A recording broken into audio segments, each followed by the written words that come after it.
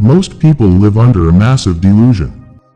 They look at highly disciplined individuals, the ones who build empires, master their bodies, and control their emotions, and they assume these people possess a genetic gift. They believe self-discipline is an inherent talent, a specialized character trait reserved exclusively for the lucky few. They tell themselves, "I am just not built that way," using their lack of discipline as a comfortable excuse to remain passive. But history entirely shatters this myth. 2,000 years ago, the most powerful human being on the planet faced the exact same chaotic internal battles that you wake up with every single morning. He was not a detached monk sitting safely in a quiet mountain cave. He was the Emperor of Rome. He held absolute, unchecked power over human lives and immense wealth. Yet, every single day, he had to fight his own mind. He did not want to get out of bed on freezing winter mornings. He struggled with a naturally short temper. He faced constant, brutal betrayals from his closest friends, weathered a devastating pandemic known as the Antonine Plague, and carried the crushing weight of a collapsing empire entirely on his shoulders. Yet, he never broke. He remained structured, emotionally unshakable, and fiercely disciplined until his very last breath. His name was Marcus Aurelius. He did not write his philosophy to lecture students or gain fame. Instead, every night, inside a cold military tent on the front lines of war, he cracked open a private journal to coach his own mind through his deepest insecurities and struggles. He was writing to survive. That private notebook, never intended for public eyes, is what we now call meditations. Welcome back to Inspiring Stories. Today, we are cracking open this ancient psychological blueprint. We are going to break down the brutal, life-altering rules Marcus Aurelius used to build an unbreakable mind and absolute self-discipline. If you are tired of being a slave to your moods, your lazy impulses, and your comfort, listen closely. This is not temporary motivation. This is a manual for mental warfare. Let us begin. Exactly where your character is put on trial every single day, the moment your eyes open. The morning is the ultimate testing ground for self-discipline, and Marcus Aurelius struggled here just as much as you do. He did not wake up full of vibrant energy every day. In the 5th book of Meditations, he explicitly documents his intense internal argument. He wrote to his own resisting mind, "At dawn, when you have trouble getting out of bed, tell yourself, I have to go to work, as a human being. What do I have to complain of, if I'm going to do what I was born for? Or is this what I was created for? To huddle under blankets and stay warm?" Think about the profound gravity of that moment. The absolute ruler of the Mediterranean world had to aggressively argue with himself just to pull off his covers. His mind would plead for just 10 more minutes of comfort, just a little more warmth. But Marcus counterattacked by asking a brutal question: is your purpose in life merely to feel warm? In our modern world, comfort has become a highly addictive drug. The exact second you hit the snooze button on your alarm, you are making a devastating psychological agreement. You are explicitly telling your subconscious mind that your temporary, fleeting comfort is far more important than the grand vision of your future. You are starting your day with a definitive defeat. Marcus Aurelius built his discipline by treating the morning, not as a choice, but as an absolute duty. You do not wait to feel inspired to get out of bed. You do not wait for the perfect mood. You rise because you owe a duty to the person you are trying to become. If you cannot even master a piece of plastic ringing on your nightstand, you will never master the brutal complexities of the world outside. Why do you actually want discipline? If your answer is vague, generic, or superficial, like wanting a slightly better bank account, looking good for a social event, or earning praise from strangers, you will inevitably collapse the moment your journey gets painful. Marcus Aurelius understood deeply that self-discipline is not an independent engine. It requires fuel, and that fuel is a burning, singular purpose. He observed the people around him in ancient Rome and wrote, "People who love their craft wear themselves down working at it, even forgetting to wash or eat." He noticed that when an individual truly values what they are building, the need for external motivation completely vanishes. If you are constantly struggling with laziness, it is not because you are fundamentally broken. It is because you have not yet defined a purpose large enough to scare your laziness away. You are viewing your daily, boring tasks as an annoying chore rather than a vital brick in your empire. To build an unshakable work ethic, you must ruthlessly connect your immediate discomfort to your long-term obsession. You are not just sitting at a desk typing out text. You are purchasing your absolute financial freedom. You are not just lifting a heavy weight. You are forging a physical vessel that can withstand any crisis. When your why becomes completely non-negotiable, the how becomes automated. Discipline is simply the daily execution of an undeniable purpose. The modern world is designed to make you soft. Every technological advancement is engineered to remove friction, eliminate effort, and maximize immediate comfort. You have food delivered at the tap of a screen, instant entertainment in your pocket, and artificial temperature control everywhere you step. Marcus Aurelius recognized that unchecked luxury is a subtle poison that rots human discipline from the inside out.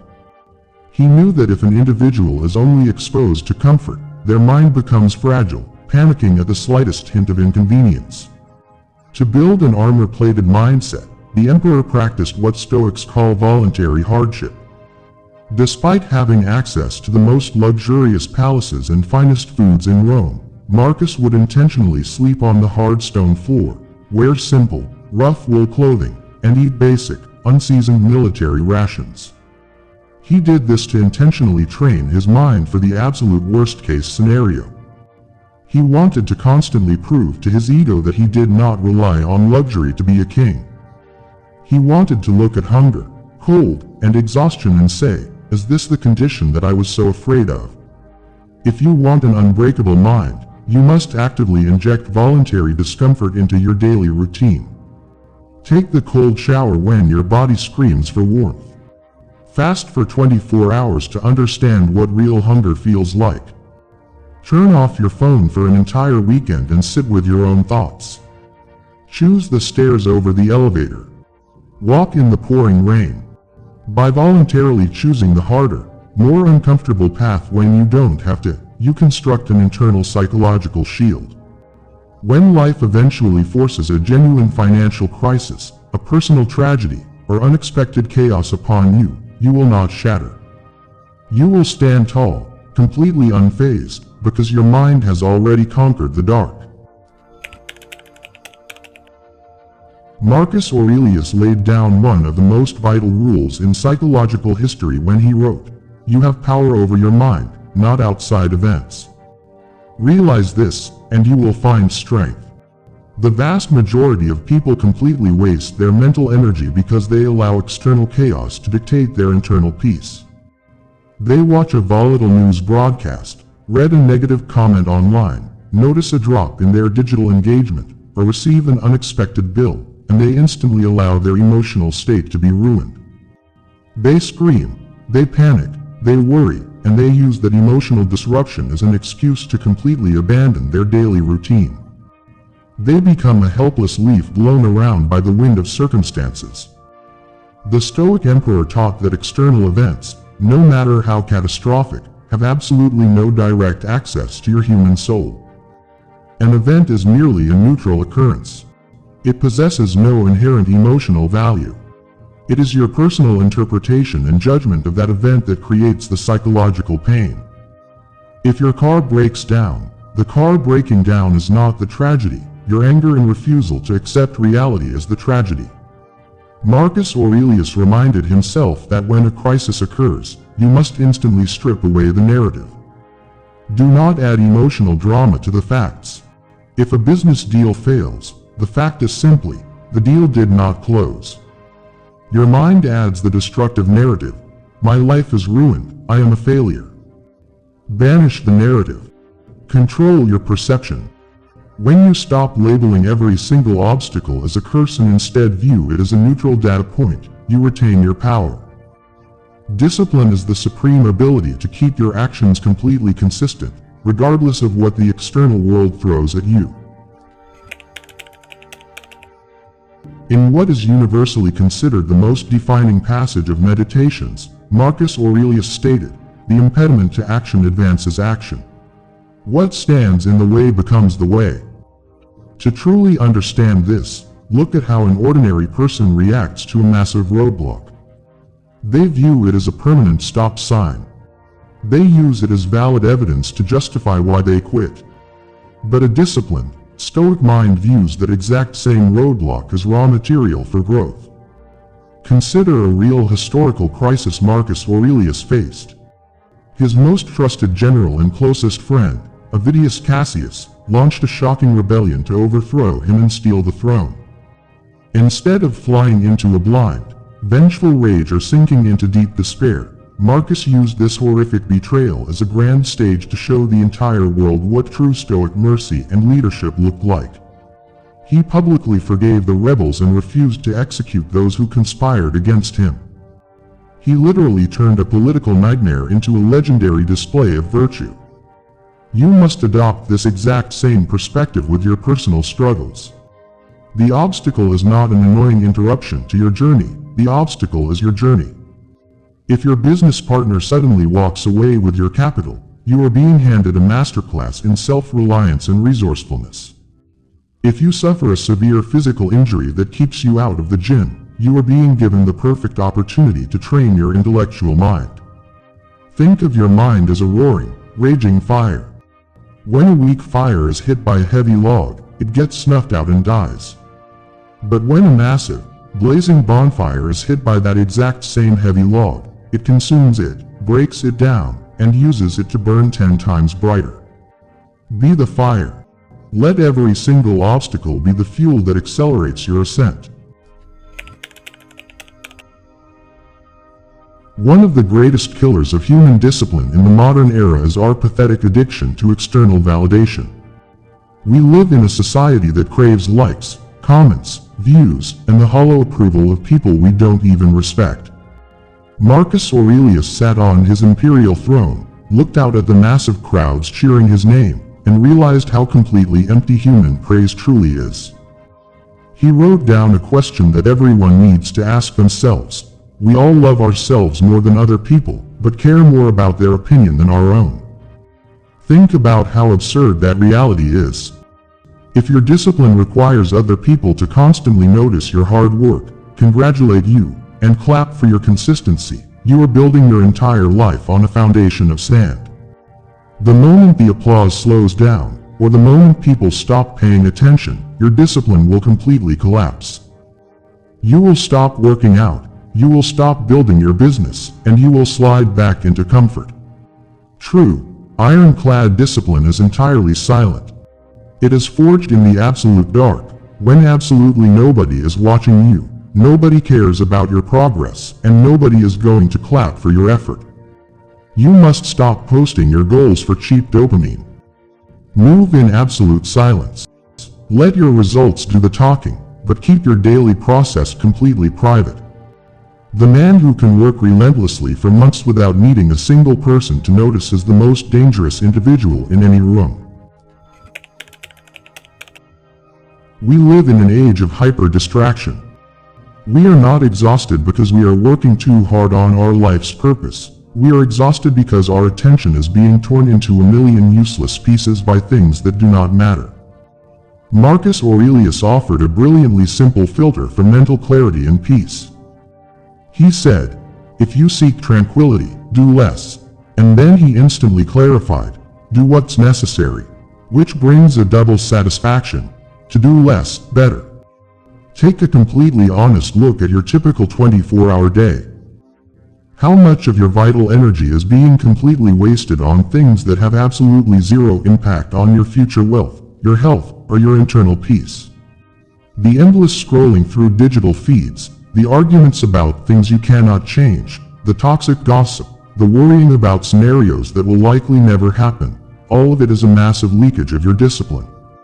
Self-discipline is not about cramming more tasks into an already chaotic day.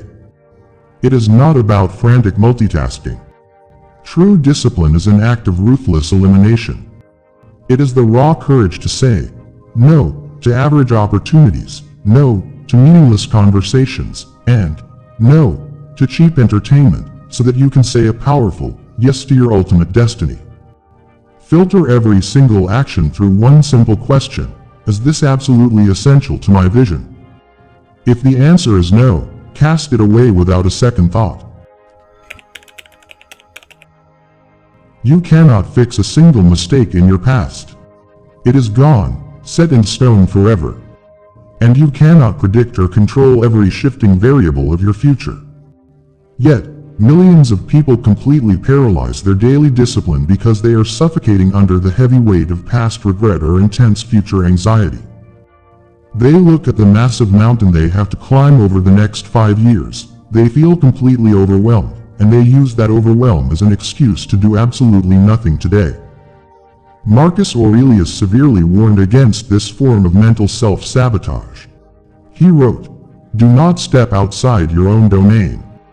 Remind yourself that it is not the future or the past that weighs on you, but always the present. Understand this deeply. Discipline can only ever be practiced right now, in this exact microsecond of time. You do not need to figure out how you will stay disciplined for the next 10 years or even the next 6 months. That is an illusion. You only need to master the next 60 minutes. Can you stay focused on your work for just the next 1 hour? Can you eat a clean meal right now? Can you hit your workout just for today? Win the current hour. Then win the hour after that. When you break your grand life goals down into small, highly winnable present moments, the illusion of difficulty completely vanishes. The future is built by mastering the present." Marcus Aurelius did not build his legendary mind overnight. It was a fierce, daily war of attrition. He stumbled, he made mistakes, and he had days where his discipline wavered. But every single time he fell, he forgave himself, stood back up, and focused back on the line. He reminded himself to be absolutely strict with his own conduct, but completely tolerant and understanding of others. Do not misunderstand the true nature of this philosophy. Self-discipline is not a self-inflicted punishment. It is not about hating your life or living in perpetual misery. Self-discipline is, in its purest form, the ultimate act of self-love. It is the profound decision to refuse to let your temporary laziness, your weak moods, and your short-term desires rob you of your long-term greatness. It is looking at yourself in the mirror and saying, "I respect you too much to let you stay average." You now hold the exact psychological tools utilized by the greatest ruler in human history. The ancient blueprint is laid out flat before you. But as the Stoics always reminded themselves, reading words on a screen means absolutely nothing without immediate, physical execution. Do not waste another second explaining your philosophy. Embody it. Turn off this video. Put down your phone. Clear your desk, and go execute the absolute hardest task on your to-do list right now. Don't run from the fire. Let it forge you. See you in the next one.